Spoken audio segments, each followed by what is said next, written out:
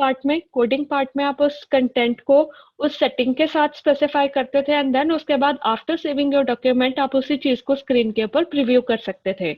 But अब जो current scenario है इसमें क्या है कि DHTML आपको प्रोविजन प्रोवाइड करता है कि जिससे कि आप डायनामिक वेब पेजेस को इम्प्लीमेंट कर सको।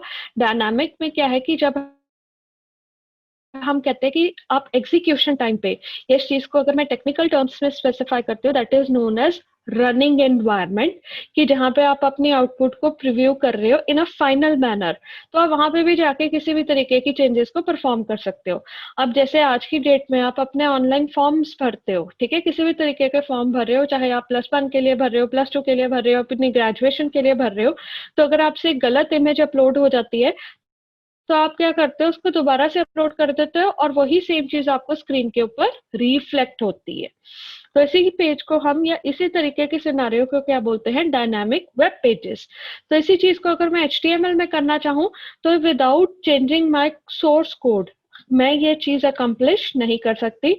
तो इसी को एक्सटेंशन प्रोवाइड करने के लिए, इसी की एक्सटेंसिबिलिटी के लिए हम यूज करते हैं DHTML एंड स्क्रिप्टिंग लैंग्वेजेस को, ताकि आप डायनामिक वेब पेजेस को सबसे पहली चीज क्रिएट कर सके, दूसरी चीज आप यूजर इंटरेक्शन करवा सके एंड तीसरी चीज आप इस तरह के interactive as well as attractive pages को इम्प्लीमेंट करके अपनी वेबसाइट के अंदर यूज कर सके, जिससे कि आपकी क्या है कि ओवरऑल जो आपकी हैंडलिंग है वो ज्यादा बेटर वे में आप ऑन द स्पॉट हैंडल कर सके। देन उसके बाद हमारे पास आ जाता है कि अगर मैं बात करती हूँ डायनामिक की, तो इसमें दो चीजें आ जाती हैं कि अगर मैं बात कर रही हूँ कि अगर आपने एक सेटिंग को उठा के अगर आपने डायनामिक वेब पेजेस इंप्लीमेंट करने हैं तो उसके लिए CSS यूज किया जाता है। Plus if you want to add user interaction also, तो यूजर इंटरेक्शन के लिए हम स्क्रिप्टिंग लैंग्वेज यूज करते हैं, जिसके लिए दो हमारे पास स्क्रिप्टिंग लैंग्वेज अवेलेबल है, VB script, visual basic script and Java script. Next अगर मैं बात करती हूँ DHTML के बारे में ही, तो इसमें एक और चीज इम्प्लीमेंट होती है DOM, दैट ऑब्जेक्ट मॉडल, जो कि आपके कंसेप्ट को या आपके वेब पेज को स्टैंडर्ड प्रोग्रामिंग इंटरफेस प्रोवाइड करता है और ये एनेबल करता है कि आप किसी भी वेब पेज को किसी भी वेब ब्राउजर में विदाउट एनी चेंजेस प्रीव्यू कर सको।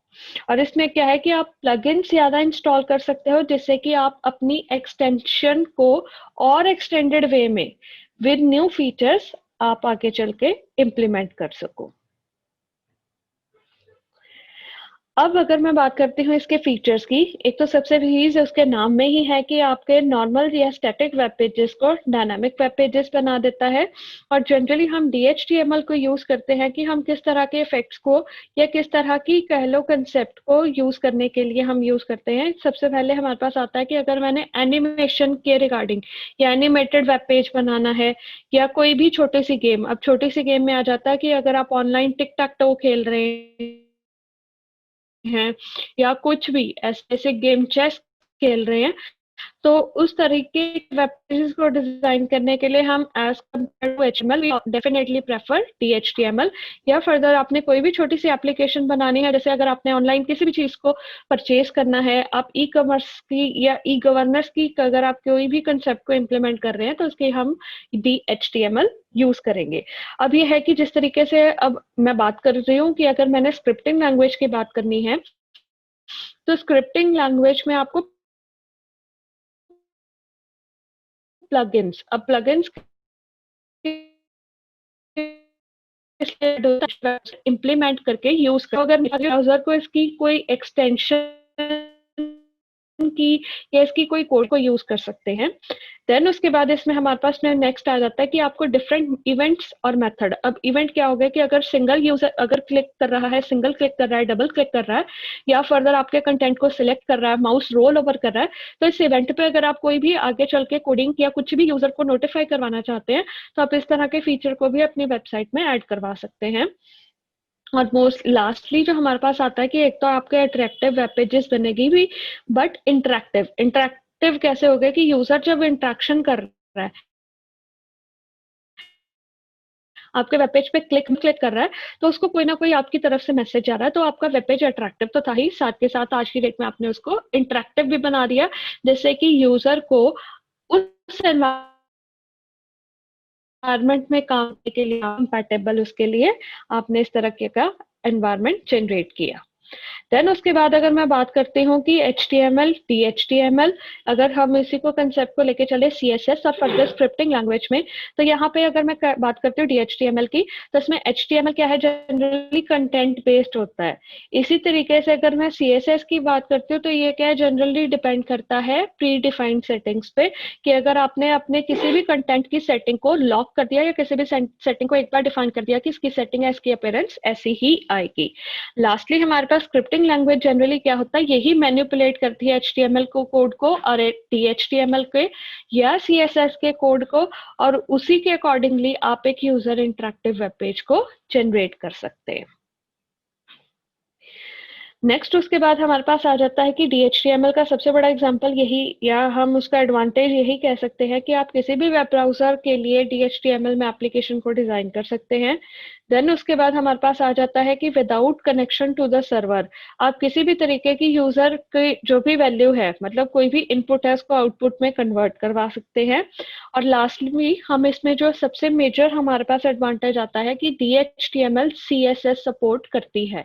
तो अगर आप CSS यूज कर रहे हैं तो इससे क्या है कि एक तो आपकी जो कॉम्प्लेक्स कोडिंग है वो थोड़ी सिंप्लीफाई हो जाती है, और इसी के बेसिस पे हम आगे चल के अपनी जो कोडिंग है उसको सिंप्लीफाइड होने के बाद उसमें और नए फीचर्स को इजीली ऐड करवा सकते हैं। और फर्दर अगर आप वही वेब पेज किसी और को भी हैंडलिंग के लिए दे रहे हो तो उनके लिए मेंटेनेंस करना भी इसकी इजी होता है।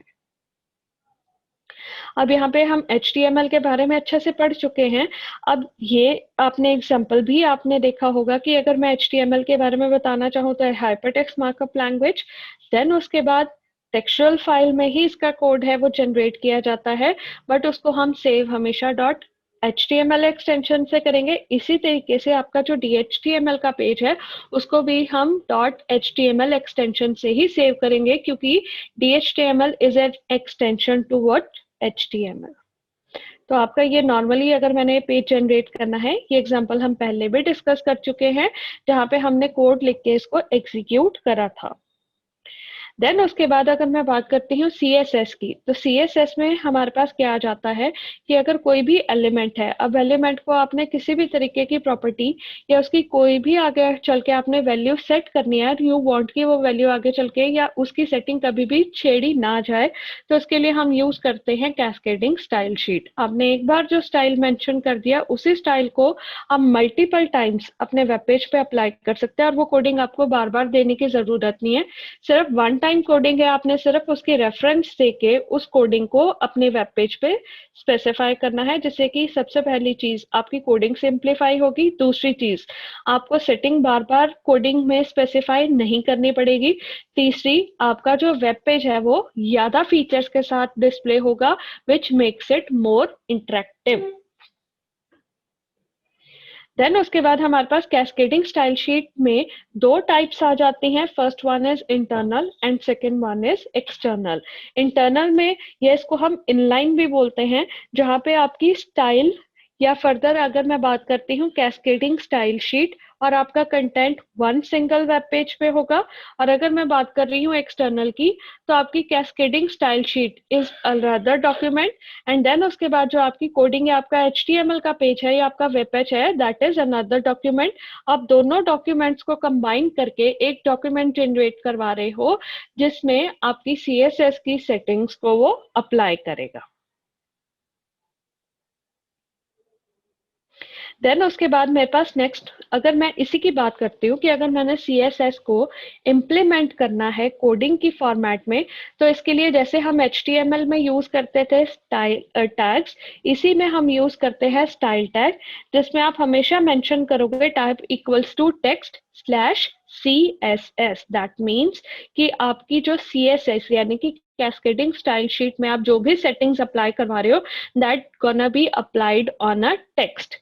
देन उसके बाद आप जिस यहाँ से आप देख सकते हो कि बॉडी में हमने क्या किया कि उसको बॉडी का बैकग्राउंड कलर स्पेसिफाई कर दिया, या फर्दर आप यूज कर रहे हो पैराग्राफ टैग, उसी का पैराग्राफ का आपने एक बॉर्डर दे दिया बैकग्राउंड कलर दे दिया और उसी का मार्जिन दे दिया। तो इन्हीं सेटिंग्स को अप्लाई करके, नो डाउट अभी हम इस चीज को प्रैक्टिकली भी करेंगे, तो इन्हीं सेटिंग्स को अप्लाई करके आप जब भी बॉडी टैग या पैराग्राफ टैग अपने HTML डॉक्यूमेंट में यूज करेंगे, वो हमेशा इसी सेटिंग्स को अप्लाई करके ही आपकी स्क्रीन के ऊपर उसके डिस्प्ले को जनरेट करेगा। देन उसके बाद मैं बात कर रही थी स्क्रिप्टिंग लैंग्वेज की। तो हमारे पास दो तरीके की स्क्रिप्टिंग लैंग्वेज आती है। First one is JavaScript and second one is VB script. अब स्क्रिप्टिंग लैंग्वेज जनरली यूज की जाती है जो कि क्लाइंट साइड कोडिंग, मतलब जहाँ पे आप यूजर इंटरेक्शन है सर्वर की बजाय अपने एंड पे ही उसको हैंडल कर रहे हो, तो इसी चीज को हम बोलते हैं क्लाइंट साइड कोडिंग। और इसी को इम्प्लीमेंट करने के लिए हम स्क्रिप्टिंग लैंग्वेज यूज करते हैं। हमारे पास two type of scripting language available है। First one is JavaScript and second one is VB script. अब इसमें जो हमारे को बेनिफिट मिलता है, शायद आपने ये टर्मिनोलॉजी पहले भी सुनी होगी, कि ये फुली आगे चल के इम्प्लीमेंट करता है ऑब्जेक्ट ओरिएंटेड प्रोग्रामिंग को, और इसी के अंदर हम डॉक्यूमेंट ऑब्जेक्ट मॉडल को भी इनकलकुलेट करते हैं, जिससे कि हमारे पास हम interaction of user actively handle कर सके। देन उसके बाद अगर मैं स्क्रिप्टिंग लैंग्वेज का अगर आपको एक एग्जांपल देती हूँ प्रैक्टिकल, तो जहाँ पे हम यूज कर रहे थे स्क्रिप्ट स्टाइल टैग, वहीं पे हमने स्क्रिप्ट टैग यूज करना है। तो इसकी कुछ आउटपुट ऐसे आएगी। इसमें सिर्फ इतना है कि सिंपली मैं क्या कर रही हूँ कि एक डॉक्यूमेंट है, उसी में दो वैल्यूज मतलब ले रही हूँ और उसके बाद एक मैसेज जनरेट कर रही हूँ कि ये जो है मेरी इंटीजर वैल्यू है, या जो भी वैल्यू यूजर ने एंटर करी है, whether it is a string value और whether it is a integer या इंटेग्रल वैल्यू। कि आपके जैसे मैं अभी आपको बता रही थी कि अगर आप क्लिक परफॉर्म कर रहे हैं, डबल क्लिक कर रहे हैं, सिलेक्शन परफॉर्म कर रहे हैं, डीसिलेक्ट कर रहे हैं, whatever you are doing with your input devices, तो उसी के बाद अगर आप चाहते हैं कि कोई मैसेज बॉक्स यूजर को जाए या फर्दर आप कोई भी वैल्यू यूजर को जनरेट करके स्क्रीन के ऊपर ही शो करवाना चाहते हैं, तो इस तरह की कोडिंग के लिए हम यूज करते हैं स्क्रिप्टिंग टैग को या स्क्रिप्टिंग लैंग्वेजेस को। और इसके लिए हमारे पास दो ऑप्शन अवेलेबल है। बाय डिफॉल्ट जो हमारे पास वैल्यू आती है या जो हमारी स्क्रिप्टिंग लैंग्वेज यूज होती है, that is VB script. And if we want, हम आगे चल के जावास्क्रिप्ट के कोड को भी अपने वेब पेज के अंदर इम्प्लीमेंट कर सकते हैं। इसका कुछ ऐसे ही रहेगा कि जहां पे हम नॉर्मल टैग यूज करते हैं, वहीं पे आपका एक और टैग ऐड होगा, स्क्रिप्ट टैग यूज होगा, जिसमें कि जैसे हम स्टाइल टैग में दे रहे थे टेक्स्ट स्लैश CSS, अब हम यहाँ पे देंगे टेक्स्ट स्लैश जावास्क्रिप्ट। और यहाँ पे बेसिकली मैं एक फंक्शन डिफाइन कर रही हूँ जिसमें कि मैं एंटर्ड वैल्यू को चेक कर रही हूँ कि जो एंटर्ड वैल्यू है, चाहे वो यूजर दे रहा है या आपके सिस्टम में आपने ही कोडिंग के अंदर डिफाइन की हुई है, कि whether that value is a string और एन इंटीजर वैल्यू। देन उसके बाद अभी जो हम डिस्कस कर रहे थे DOM, that stand for data object model, और ये जनरली यूज किया जाता है जिससे कि आपका ओवरऑल जो आपने कंटेंट अपने वेब पेज के अंदर डिफाइन किया हो, how it going to be interconnected with each other. अब जैसे हमारे पास नेक्स्ट आ जाता है कि अगर मैं डॉक्यूमेंट है, अभी जैसे हमने HTML में भी किया था और आगे हम DHTML में भी करेंगे, कि आपका HTML है ये फर्दर दो टैग से एसोसिएटेड है। First one is head and second one is body. अब हेड में हमारे पास आगे जितने भी एसोसिएटेड टैग्स आते हैं उसमें सबसे पहले आता है टाइटल। देन इसी तरीके से अगर मैं बात कर रही हूँ बॉडी, तो इसी के अंदर अगर मैं बात कर रही हूँ कि हमारा एंकर टैग आ गया, H1 आ गया, जो भी आ गया, तो ये एक दूसरे से किस तरीके से एसोसिएटेड होते हैं, हम इसी ट्री को या इसी स्ट्रक्चर को क्या बोलते हैं, document object model. That means आपके जितने भी एलिमेंट्स हैं, how they are interconnected to each other. Then इसके बाद अगर मैं बात करती हूँ इसके एडवांटेजेस की, तो सबसे पहले इसका जो एडवांटेज आता है कि इसका जो भी प्लेटफॉर्म है और इसके लिए आप जो भी लैंग्वेज यूज करोगे, दैट इज टोटली इंडिपेंडेंट, या इसको हम क्या बोलते हैं, न्यूट्रल। आप इसमें कोई भी लैंग्वेज को यूज कर सकते हो और सभी का डॉक्यूमेंट ऑब्जेक्ट मॉडल डिफरेंट होगा। देन उसके बाद इसमें आ जाता है कि एक हायरार्किकल मॉडल को डिफाइन करता है, जिसके अकॉर्डिंगली आप अपने एलिमेंट्स और वो किस तरीके में या किस वे में आप उनको एक्सेस कर रहे हो, इसी का ही एक ट्री स्ट्रक्चर चार्ट इंप्लीमेंट कर सकते हो। एंड देन उसी के बाद इसमें क्या है कि आप अपने डेटा के स्ट्रक्चर को एज वेल एज आप अपने डेटा की एक्सट्रैक्शन को कैसे डिफाइन करोगे, ये इजीली या डायग्रामेटिकली आप रिप्रेजेंट करवा के किसी को भी आगे हैंड ओवर कर सकते हो फॉर फर्दर मेंटेनेंस। ये समझ में आ गया सभी को? एक बार आप अपने कमेंट सेक्शन में डाल दें, देन उसके बाद विल जैसे हम नॉर्मली करते थे सेम ही चल रहा है। अब यहाँ पे देखो, जहाँ पे मैंने एच टैग या यहाँ पे मैं आपको पैराग्राफ टैग ही दे देती हूँ। हम पी टैग शायद हमने डिफाइन किया था मैंने आपको पैराग्राफ टैग का। तो यहाँ पे जैसे मैंने एक पैराग्राफ लगाया है जिसकी जो हेडिंग है ब्लू आएगी, देन उसके बाद इसी की अब मैंने जो नेक्स्ट स्टाइल यूज किया है, तो इसमें जो नेक्स्ट मेरा जो पैराग्राफ आएगा उसका जो फॉन्ट कलर होगा दैट इज रेड। अब देखिए यहाँ पे मैंने क्या किया, टी टैग हम नॉर्मली पहले भी स्पेसिफाई करते थे। अब जहाँ पे मैं बात कर रही हूँ स्टाइल शीट की, तो ये किस तरीके की इनलाइन स्टाइल शीट बोलते हैं या ऐसी चीज को हम बोलते हैं इंटरनल स्टाइल शीट। और इसको एक देने का और भी तरीका है, ये मैं आपको इसके बाद बताऊंगी। अब लेट से इनलाइन स्टाइल शीट में क्या होता है कि आप इंडिविजुअली उसी कह लो टैग के अंदर स्पेसिफाई करते हैं उसके स्टाइल को। इसको स्पेसिफाई करने के लिए हम क्या करते हैं, पैराग्राफ उसका ही एक एट्रीब्यूट स्पेसिफाई करेंगे स्टाइल, और उसकी एट्रीब्यूट की वैल्यू स्पेसिफाई करने के लिए हमने क्या किया, कलर, देन उसके बाद कोलन ब्लू, और फिर उसके बाद सेमीकोलन। ये इसका सिंटैक्स है। आप इसको हमेशा जब भी स्टाइल टैग में वैल्यू को स्पेसिफाई करेंगे इसका यही फॉर्मेट रहेगा। और फिर उसके बाद इसकी जो आउटपुट आएगी वो क्या होगा, जो मैंने लिखा हुआ है a blue heading that will gonna appear in a blue colour.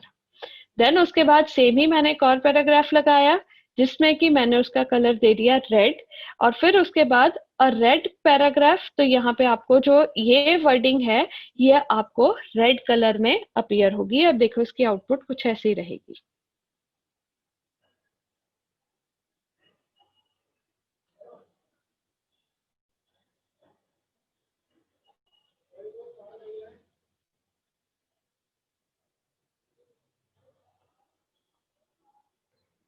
अब आप इसकी आउटपुट देखो ऐसी होगी,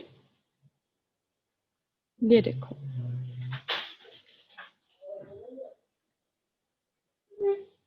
is it clear? Yes ma'am. ठीक है, इसको हम क्या बोलते हैं, इस तरह की स्टाइल शीट को that is known as what, inline style sheet.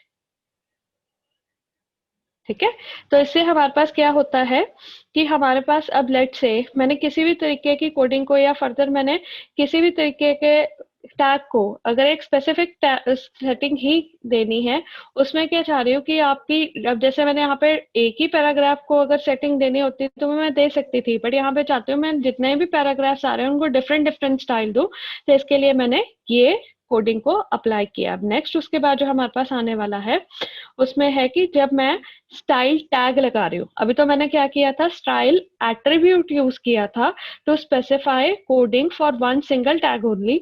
अब मैं क्या लगाऊंगी, स्टाइल टैग। वो देखो इसकी एग्जांपल मैं अभी आपको बताती हूँ, जिसको मैं क्या बोलती हूँ, इंटरनल स्टाइल शीट।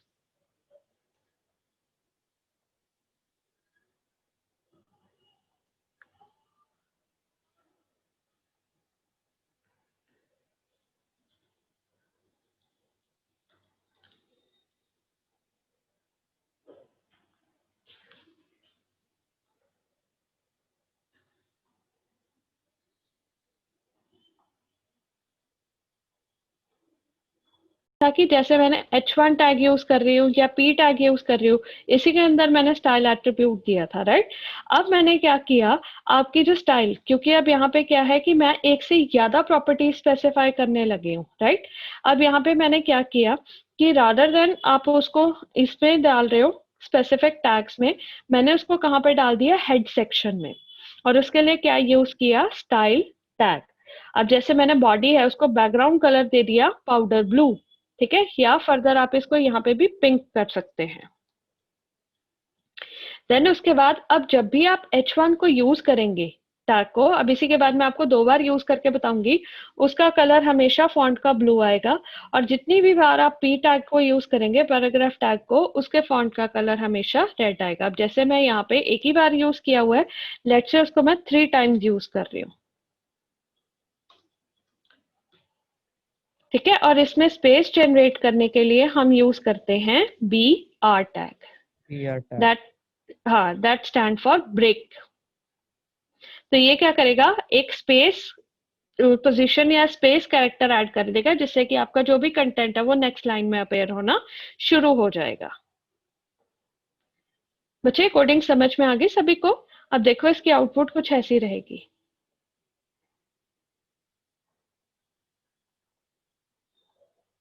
ये है आपके सामने। ठीक है, इससे देखो हुआ क्या है, पहले अगर हम चाहते तो इसी में दे सकते थे, बट मेरे को जितनी बार मैंने H टैग दिया, जितनी बार P टैग दिया, उतनी बार मेरे को उसमें स्टाइल एट्रीब्यूट बार बार यूज करना पड़ता। ठीक है, तो उसी कोडिंग को सिंप्लीफाई करने के लिए हमने क्या किया, इंटरनल स्टाइल शीट का कंसेप्ट यूज किया। तो रादर देन मैं स्टाइल एट्रीब्यूट दूं, मैंने क्या दिया, स्टाइल टैग, और ये कोडिंग एक ही बार स्पेसिफाई कर दी। ये एग्जांपल क्लियर है बेटा? मुझे आप कमेंट सेक्शन में बता सकते हैं। के आपकी स्पेसिफिक कोडिंग को स्पेसिफिक सेटिंग को आगे चल के हम स्पेसिफाई करते हैं। देन उसके बाद इंटरनल में हम क्या करते हैं, स्टाइल टैग यूज करते हैं। अब नेक्स्ट हमारे पास जो टाइप आती है that is external style sheet. अब इसके लिए हम क्या करते हैं कि आपका जो स्टाइल टैग है वो एक अलग पार्ट में, या कह लो एज एन अलग रेफरेंस या अलग डॉक्यूमेंट बना के रखेंगे, एंड देन उसके बाद जो हमारा HTML का डॉक्यूमेंट होगा that is going to be different. अब इसके लिए मैं आपको कोडिंग बता देती हूँ कैसे करेंगे। अब फाइल लेके, अब यहाँ इसी कोड को लेट से मैं कॉपी कर लेती हूँ। सबसे पहली चीज, अब जहां पे मेरा स्टाइल वाला है सिर्फ इतना हिस्सा, मैं इसको सेव करूंगी, और जहां पे मैंने इसको ट्राई नाम दिया हुआ है, लेट से इसको मैं सेव करूंगी एज स्टाइल डॉट CSS, और ये मैंने एज डॉक्यूमेंट कहाँ पे सेव कर दिया, मेरे डेस्कटॉप पे। मतलब आप अपनी कोई भी रेफरेंस पोजीशन यहाँ पे दे सकते हो, बट आपने डॉक्यूमेंट का नाम कुछ भी दे, हमेशा ध्यान में रखना है कि उसकी एक्सटेंशन शुड बी .CSS। अब उसके बाद जो नेक्स्ट आ रहा है, अब मेरा ये वाला जो डॉक्यूमेंट है, यहाँ पे ही मैं बॉडी सेक्शन की जो इंफॉर्मेशन उठाई थी वो डालूंगी। बट यहाँ पे जो मेरी कोडिंग आएगी, यहाँ पे एक चीज और ऐड होगी हेड सेक्शन के अंदर। वो क्या है, यहाँ पे मेरा लिंक टैग लगेगा। लिंक में हम क्या देंगे, जो मैंने CSS बनाई थी। तो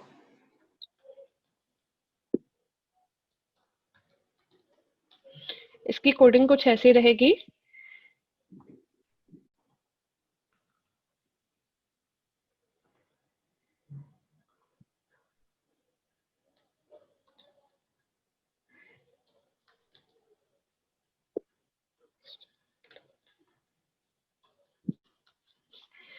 तो ये जब आपने information they the, that means आपने क्या किया, जो मैंने स्टाइल डॉट CSS इससे पहले एक डॉक्यूमेंट जनरेट किया था, उसको इस डॉक्यूमेंट के साथ लिंक अप कर रही हूँ। क्योंकि अभी तो उसमें मेरी चाहे कोडिंग कम थी, अब उसमें मैंने बहुत ही ज्यादा डेप्थ वे में, अगर मैंने उसमें स्टाइल को मेंशन किया हुआ है या कोडिंग मेंशन की हुई है, तो बेटर है दो अलग अलग सेपरेट डॉक्यूमेंट होंगे, जिससे कि आपको डॉक्यूमेंट्स को मैनेज करना इजी हो जाएगा।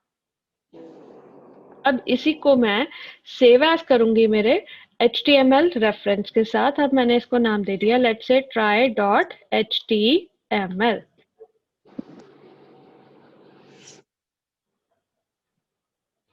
अब देखो इसकी आउटपुट कुछ ऐसी रहेगी।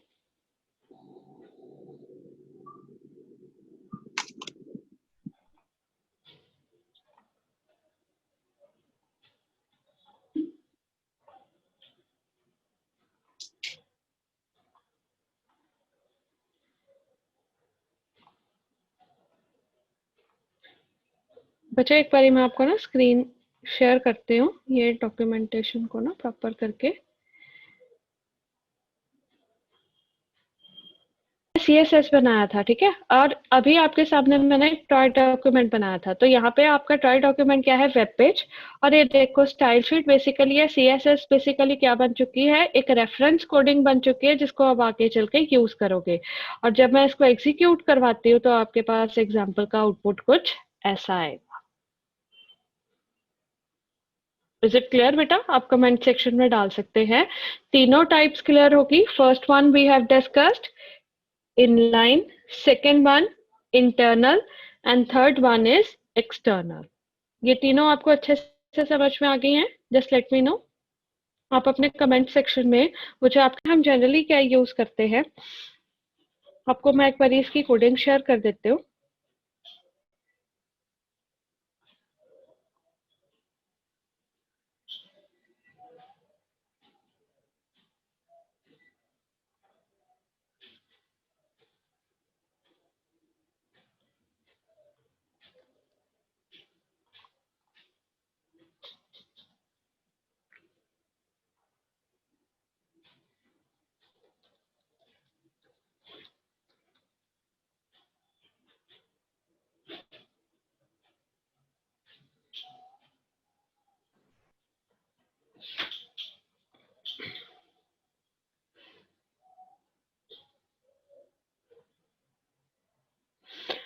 आपके सामने बच्चे देखो, अभी जो मैंने कोडिंग डाली है that is frame set and frame tag, जिससे कि मैं आगे चल के अपने किसी भी डॉक्यूमेंट को मल्टीपल सेक्शंस में डिवाइड कर सकती हूँ।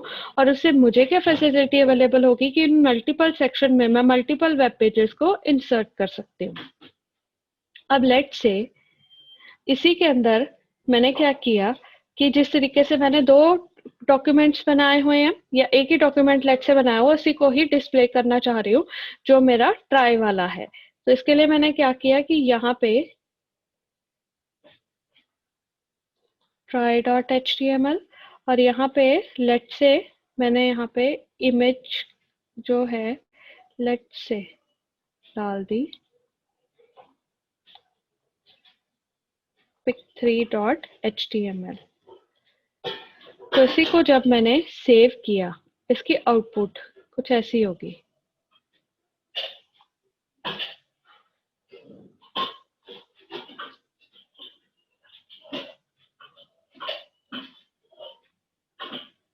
इसकी आउटपुट आपके सामने ऐसी आएगी।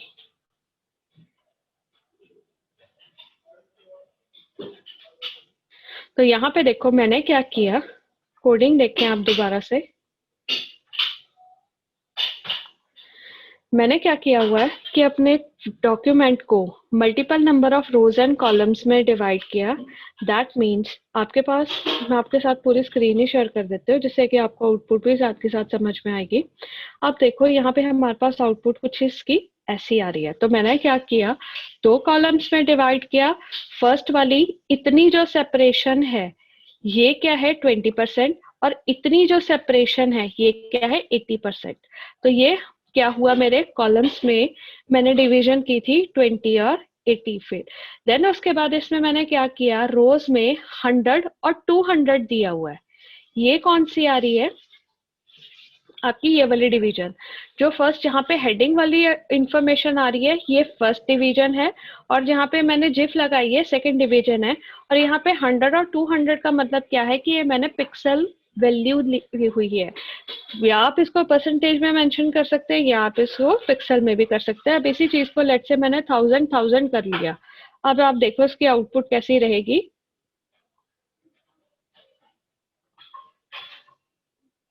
आपके सामने।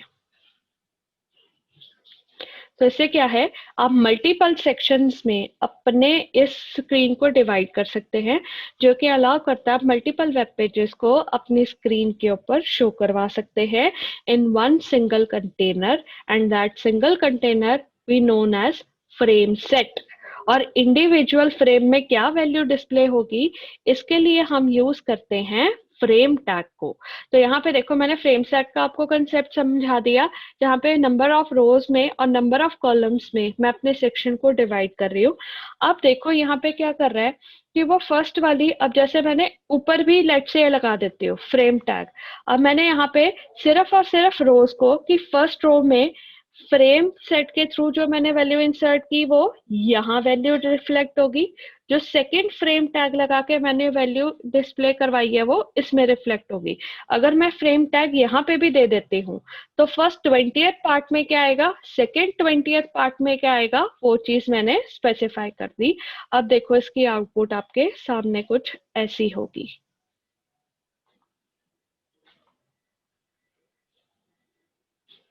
तो मैंने यहाँ पे क्या किया, यहाँ पे मैंने सिर्फ और सिर्फ रोज की इंफॉर्मेशन हटा दी। अब मैंने फर्स्ट फ्रेम्स में क्या बताया कि 20% में क्या वैल्यू आएगी यूजिंग दिस फ्रेम टैग, और 80% में क्या वैल्यू आएगी यूजिंग दिस फ्रेम टैग। तो इससे क्या होता है कि हम मल्टीपल डॉक्यूमेंट्स को या मल्टीपल कंटेंट को एक सिंगल कंटेनर में ही ओपन कर सकते हैं, और उस सिंगल कंटेनर को हम बोलते हैं फ्रेम सेट। और फ्रेम टैग से हम आइडेंटिफाई कर सकते हैं कि उसमें क्या क्या content as it is display होगा, जो हम रेफरेंस अपनी कोडिंग में स्पेसिफाई कर रहे हैं। Is it clear to all? आप कमेंट सेक्शन में बता सकते हैं मल्टी इम्प्लीमेंट करना है। अब इसी चीज को अगर मैं DHTML के थ्रू करना चाहूँ तो इसके लिए मैं यूज करूंगी div tag and span tag. अब देखो इसके कोडिंग आपके सामने, मैं अभी जस्ट एक बारी मैं लिख के आपको प्रेजेंट करती हूँ, जस्ट अ मिनट।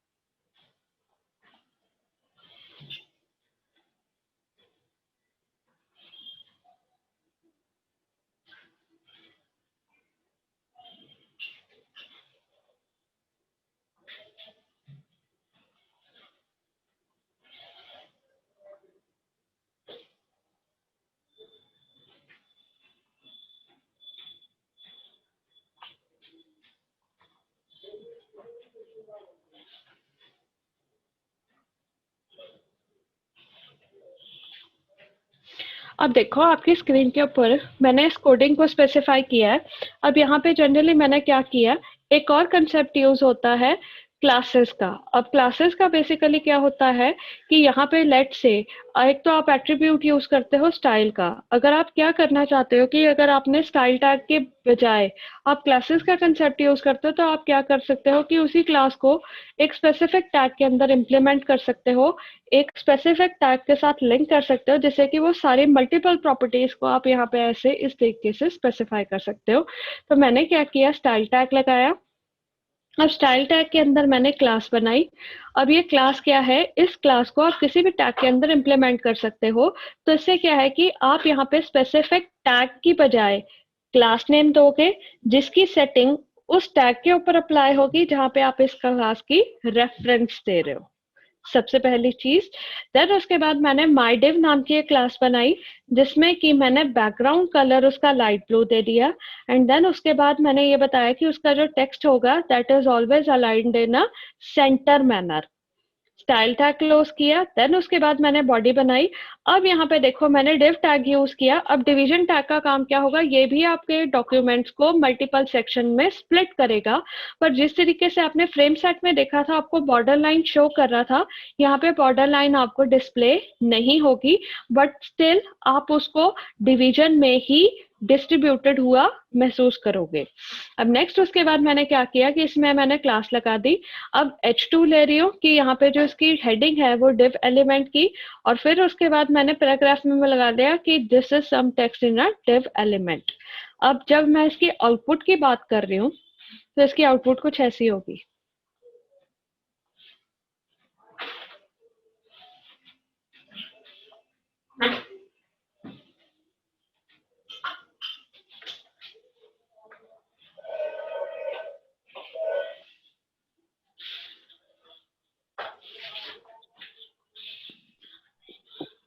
ये आपके सामने इसकी आउटपुट आई है। अब देखो इसमें हमने किया क्या था कि अगर मैं बात कर रही हूँ कोडिंग की, तो कोडिंग में मैंने क्या किया था, क्लास लगाई div mydiv क्लास, और फर्दर उसके बाद मैंने इसमें दो वैल्यूज यूज की हैं h2 और p tag, और उसी के ऊपर मैंने div सेक्शन लगाया हुआ है, जिससे कि आपका डॉक्यूमेंट दो सेक्शंस में डिवाइड हो चुका है। और जहाँ पे मैंने mydiv क्लास यूज की थी, उसमें मैंने क्या करा था कि बैकग्राउंड का जो कलर होगा that is light blue, and then उसके बाद जो मेरा टेक्स्ट है उसकी alignment is always in a centre manner. तो इसी सेटिंग को यूज करके आपके पास आउटपुट आपके सामने ऐसी है। Is it clear to all? Tag दोनों में डिफरेंस क्लियर हुआ? आप मेरे को कमेंट सेक्शन में एक बार ही कर दे। फिर उसके बाद जो आज का हमारा लास्ट टॉपिक है, नेक्स्ट इज स्पैन टैग। अब स्पैन टैग का काम क्या है कि अगर आप इन बिटवीन किसी भी टेक्स्ट को हाईलाइटेड या किसी भी टेक्स्ट को या किसी भी कंटेंट की अपीयरेंस को नॉर्मल अपीयरेंस से चेंज करवाना चाहते हो, तो जनरली उसके लिए हम यूज करते हैं स्पैन टैग। अब आपके सामने देखो कोडिंग इसकी अवेलेबल है। अब मैंने क्या किया कि बॉडी में एक पैराग्राफ चल रहा है, बट इन बिटवीन मैंने स्पैन टैग जनरेट करवाया। अब लेट्स से यहाँ पे मैंने इसका कलर रख दिया ब्लू। अब जो आपकी पहली पैराग्राफ वैल्यू है, अब उसका क्या किया इसने, जो पहला पैराग्राफ आएगा दिस इज अ पैराग्राफ, जो आपकी स्क्रीन पे अभी सिलेक्टेड है, ये नॉर्मल टेक्स्ट के साथ आएगा। अब जो नेक्स्ट वाला है दिस इज अ पैराग्राफ, ये स्पैन टैग के अंदर जो आपने स्टाइल दिया है उसके साथ अपेयर होगा। एंड थर्ड वाला नॉर्मली फिर से अपेयर होगा। देखो इसकी आउटपुट आपके सामने कुछ ऐसी आएगी।